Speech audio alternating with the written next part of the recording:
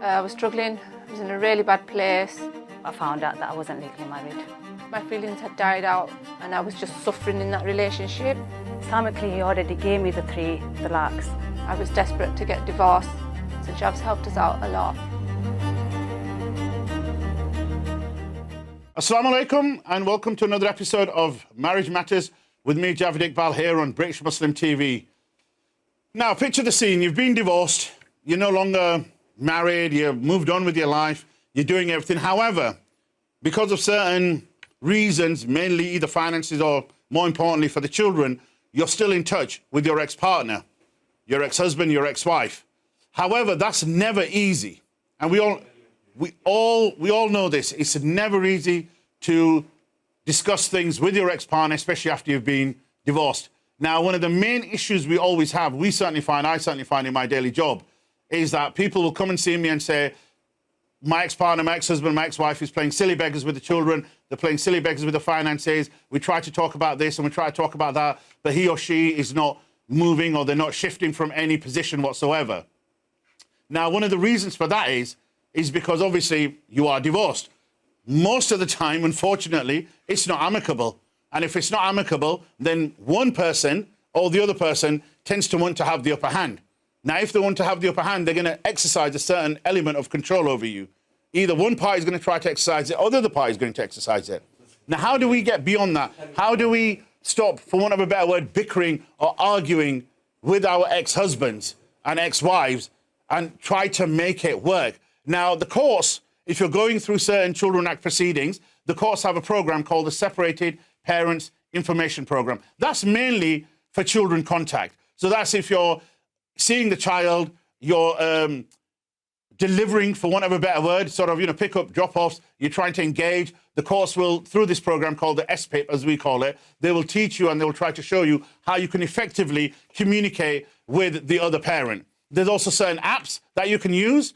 There's also what we call an exercise book that we use a lot in Children Act matters, where we give it to one parent and say, okay, when the child is with you, you write everything down and give it to dad or give it to mum, and then they will write everything down and then they will give it back to you. So it's toing and froing, but the communication between the parties itself is limited because everything's written down. Also, what that does is it alleviates any sort of he said, she said, that maybe, mum can't make an allegation saying I went to pick up little Tariq and dad said this to me and he was acting like this, and mum and dad can't say I went to pick up little Tariq from mum and mum said this to me and that to me. Everything's written down. The other thing we also advocate is certainly that you communicate through text messages, emails, WhatsApp.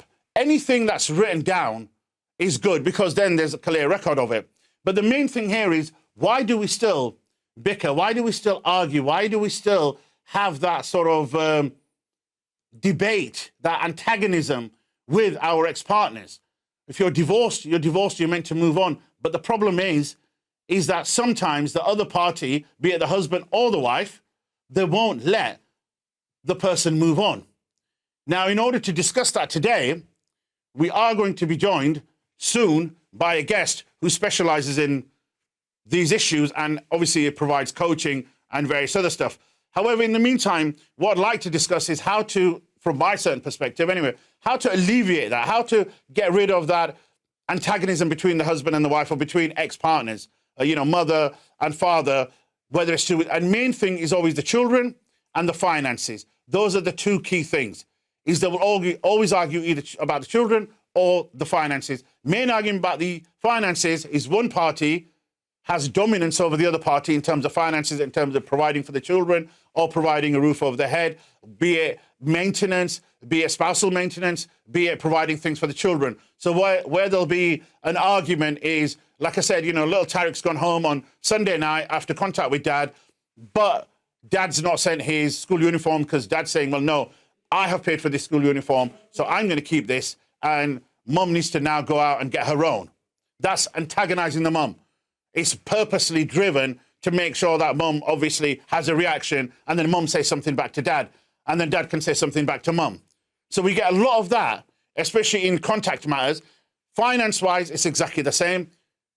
They're trying to be exactly the same in terms of finances. Is he's meant to be paying so much, but he doesn't pay so much because he's not declaring all his income. And usually they don't declare it just to avoid not paying maintenance. Now, obviously, the CMA, the child maintenance, they can only do so much. So again, mum or dad, in certain cases, is obviously arguing with the CMA, they're arguing with the other parents saying, but hang on, you should be contributing, they should be doing this, they should be doing that. There's no sort of level playing field, there's no middle path that both parents can use. And we get this a lot, especially in children proceedings, even in divorce, when they're hiding assets from each other. You know, usually the husband may transfer, let's say, a house to the wife, to his sister or somebody in his family just to get it out of the wife's hands.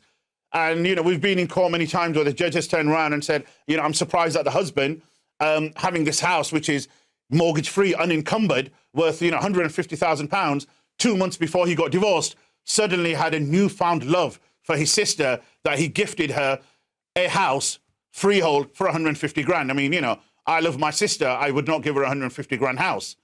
But again, it's done to antagonize the partner. It's done to antagonize, to make things worse. It's to needle at them, to get at them. And again, why do we do this? If you're getting divorced, you are divorced, you're in the middle of divorce proceedings, why the need for revenge? Why the need for, oh, you know, I'm going to get one over him or I'm going to get one over her? All it's doing is sort of prolonging the agony, prolonging the matter, rather than bringing some closure to the whole matter, instead of, you know, trying to sort of, you know, bring it to a close. Now, in order to discuss these things and a lot more, I can finally say that we do have with us a divorce and a relationship coach, Aishah Javed. Aishah, can you hear me? Aishah, can you hear me? Right. I don't think Aishah is with us at the moment. I can't hear Aishah unless she's waving at me, which is not good because we're on TV. Aishah, I can hear. Can you hear me? I can hear you. I can hear you. Right. Hello and assalamu alaikum. Thank you for taking time out and coming on the show. Walaikum assalam. Thank you for having me, actually. No, that's absolutely fine. I'm sorry, there was a slight technical hitch, but you're on now. So thank you very much for joining us. Right. So I was just discussing, well, I wasn't discussing it with anybody. I was just sort of telling the audience at home this sort of antagonism, bickering between ex-husband and ex-wives, why it still happens post-marriage. And obviously a lot of it's to do with, you know, children, a lot of it's to do with finances. You obviously, in your expertise, in your daily sort of job, you've obviously must have experienced this. Can you tell us a little bit more about it? Yeah, of course. Okay, so in my practice as a relationship and divorce coach, I mostly work with Muslim women. So I just get one side of it. So what we hear all the time is, I'm not going to send my children with their father because they're going to brainwash my children. They're going to say this to my children. They're going to say this to my children. So when I, as a coach, if I pose the question, well, how do you know? Do you mind read? What is it that, how do you know that the other spouse is going to say this to your children, or the ex-spouse is going to say this to your children? The answer usually is, well, I don't know. And I'm sure you hear this all the time as well. 5 days a week. Go ahead. So I said, you know, I hear this 5 days a week. But do you think, I mean, obviously, like you said, you deal extensively with Muslim women who have this sort of issue. Do you think some of that is, and I get this a lot again, is the women are putting their experience of their relationship onto what the husband, ex-husband, may or may not say to the child, even though his relationship with the children may be completely different and sort of, you know, diametrically opposite to what he had with the wife? So are they just kind of superimposing what they've had with the ex-husband onto the children? Yes, absolutely. So just as you said, I see it as two different relationships. So there's the parent and the children, and then there's the two spouses or the two ex-spouses. That's one relationship, and then there's parent and children. How you are as a couple or an ex-couple is so different to how you are as a parent and children. So there should be just two separate kind of behaviors that go on in that, because it's not the same. So how you were as a husband or a wife is completely different to how you're going to exhibit behaviors to your children. However, it can seep through, which is what we do as individuals need to be taken care of. We need to get our anger in check. But that shouldn't be at the expense of our children. That shouldn't be put onto our children at all, because they're just innocent children, the innocent kids. Let kids have their innocence. But I mean, why do you think exes bicker? Like I was just saying earlier before I introduced you, is do you think there's an element of power play? There's an element of control here that, you know, I will control the narrative. I'm going to be the sort of head of this sort of thing that's going on. So, you know, the husband will say, you know, it's not going to be like this. It's going to be like this, even though they're separated with regards to, let's say, the finances or the children, where they're putting them in. Like I get a lot where the husband says, right, she can carry on living in the house, but she can never move out. She can never remarry. She can't do anything, but she can carry on living in the house, and I will carry on paying the mortgage. Do you think there's an element of control there? Absolutely. I think there's an element of control from both men and women, both of them together.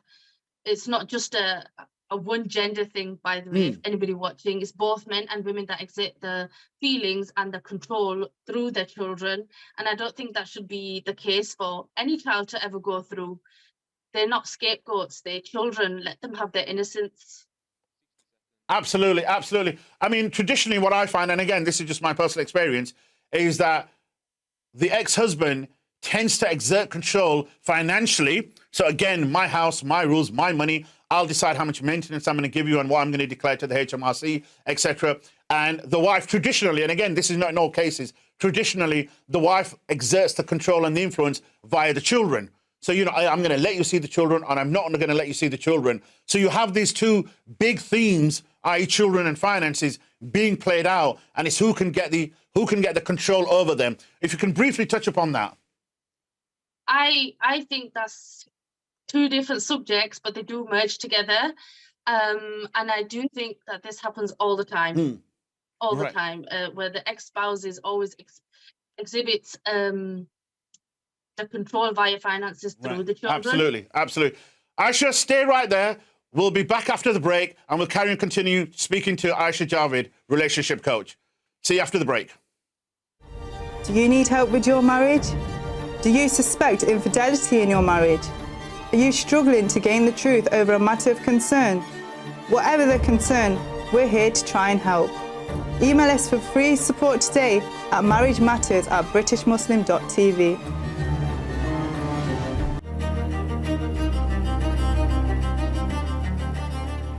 Assalamu alaikum and welcome back to Marriage Matters with me, Javaid Iqbal. I'm speaking to Aishah Javed, divorce and relationship coach.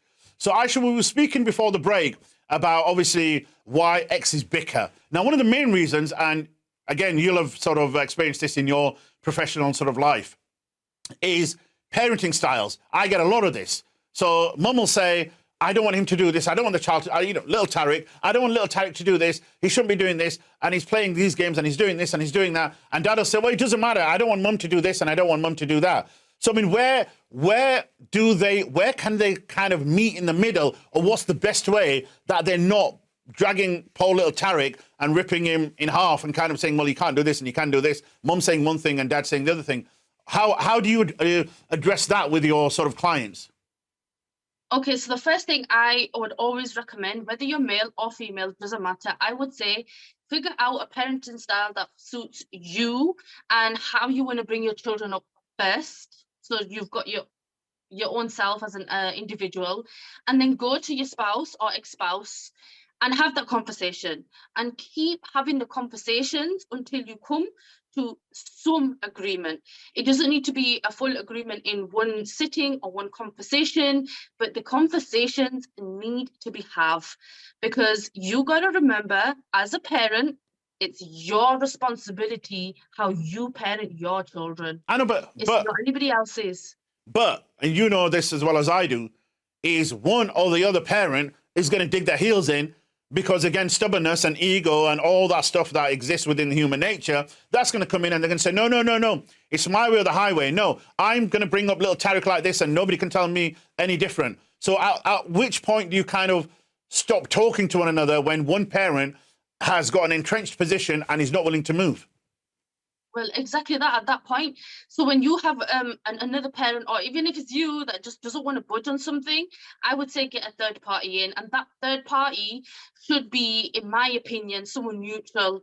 So that could be a mediator, your solicitor, someone that's just going to sit there and sort of allow you each to have a conversation, your speech, your part, and then come to an agreement. I don't know how it goes in terms of law binding, etc., if that needs to go happen. But you do need to have the conversation first between you, because you are parents.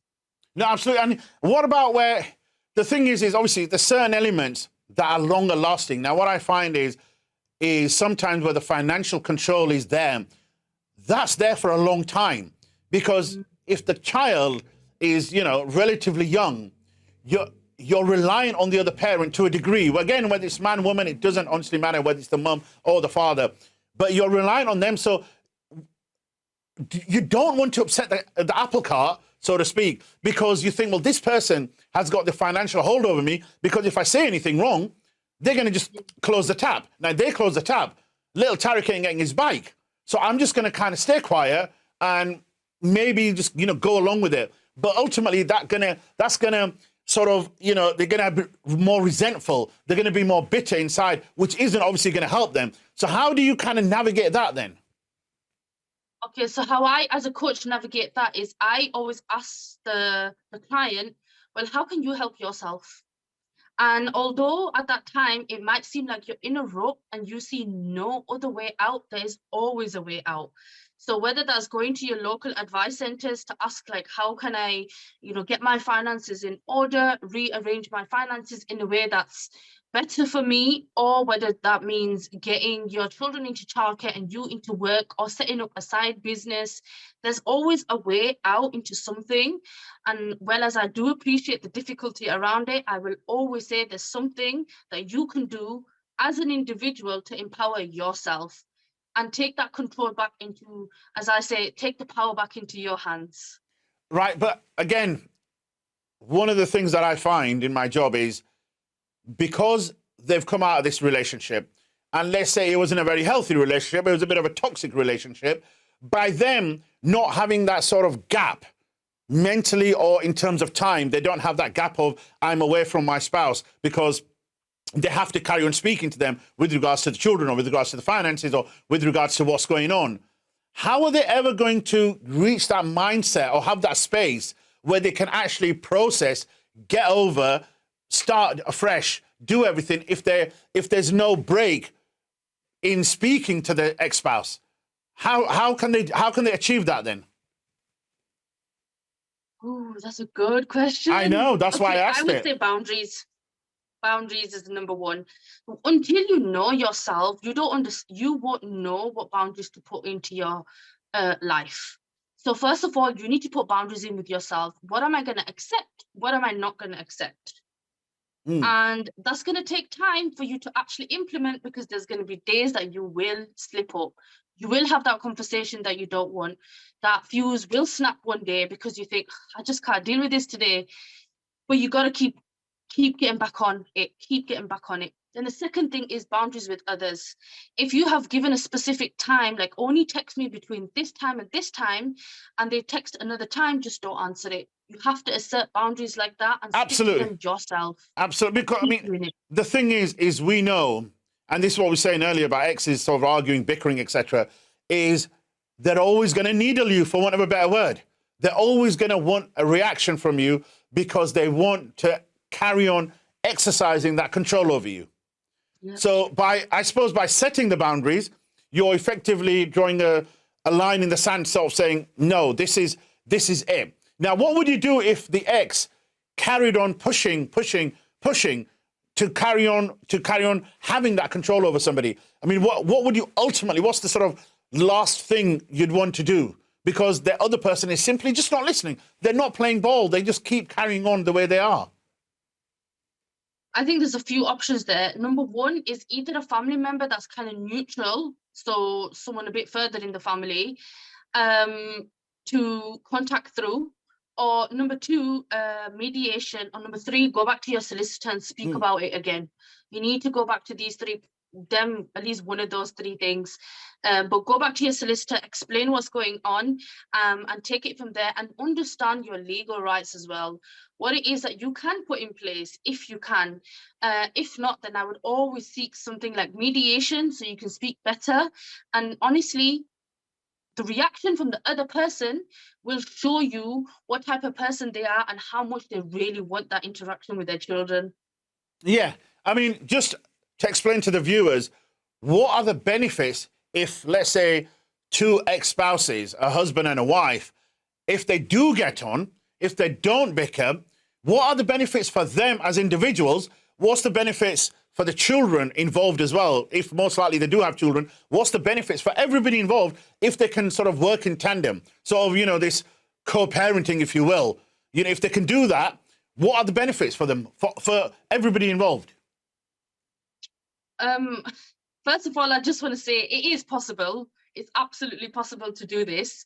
And second of all, I would say if everything works in harmony and you're communicating like adults should, then the benefits to that is your children are going to be happier. You're going to be happier. The ex is going to be happier. And so is your children. The children long-term effects are going to be happier because they're not enjoying things like watching their parents fight. They're not picking up unhealthy habits in terms of what a relationship should and shouldn't be. Mm-hmm. And also you're not passing on trauma that they shouldn't have to listen to, shouldn't have to experience, shouldn't have to feel or hear. But do you think parents are in that sort of zone? When they're in that zone, they're not thinking about the children. They're not thinking about the future. They're not thinking about what's in the best interest of the children or what's in the best interest of us. They're out for revenge. They're out for one-upmanship. They're out for control. It's breaking down that ego, breaking down that nuffs to sort of say, listen, it's not about you anymore. You know, simmer it down. It's about the kids. How do you get that through to them? What kind of examples or what do you use yourself in your business when you're speaking to men or women? What do you use in order to sort of say to them, listen, you need to stop thinking about the past, or you need to stop thinking about everything you've been through. Move on from here. Move on. Okay, so a few things actually. One of the things that I use is therapy. So as a trained therapist, that's something that I would go through personally with each person that comes to me and look at where that anger comes from. But the other thing, if that's not accessible for you, the other thing is you need to understand that jealousy, resentment, anger, hurt, pain, all these things, they live in the heart. When they live in the heart, they're going to manifest somewhere. And most likely it's going to come out in your children and your behavior to your children. And then your children are going to pick up those habits and then exhibit those on their children and vice versa. And it's going to keep going. It's going to keep going. The cycle is going to keep going in your family. If you don't put your children first and think about their betterment, then the cycle is going to keep going and it's going to stay in your family for generations. A disease, these feelings that we have are called diseases of the heart. They take over the whole heart where you cannot see anything beyond that bitter feeling, beyond the anger, beyond the resentment, beyond the pain. And honestly, who wants to live a life full of just pain all the time and see negative everywhere? Absolutely. People don't want to be your friend. Absolutely. Now, just real briefly, what do you do? And I've seen this a few times, just real briefly, is when the spouses are getting on, ex-spouses, but the wider family are saying, no, you shouldn't be talking to him or you shouldn't be talking to her. And what about setting boundaries with them when they try to influence your decision or how you're going to conduct your sort of relations, for want of a better word, with your ex-spouse? Well, number one, I think you need to have a really good, solid identity. You need to know exactly who you are as a person. Number two, when it comes to ex-spouses, I mean, you have to speak. The other parent does need to know what's going on in your children's life. As long as that's civil, it doesn't really matter what's going on around you. You don't own an explanation to anybody else. If you need to be respectful with that and say, this is our decision. This is how we decided to parent. And that's the end of that conversation, really. No, absolutely. And I think this is where the wider family needs to respect the boundaries set by the ex-partners, the ex-spouses, to say, listen, these two are in it. We need to leave them alone. But as you know, within our sort of communities, very rarely do the ex-spouses just be on their own. It's usually, everybody and every man and his dog tries to get involved. Aishah, thank you so much for joining us today. It's been really insightful, really great. I want to thank you again. You look after yourself and take care. Unfortunately, that's the end of the show. You guys look after yourself, and inshallah, I'll see you next week on another episode of Marriage Matters with me, Javaid Iqbal. Take care of yourself. Assalamu alaikum. Do you need help with your marriage? Do you suspect infidelity in your marriage? Are you struggling to gain the truth over a matter of concern? Whatever the concern, we're here to try and help. Email us for free support today at marriagematters@britishmuslim.tv.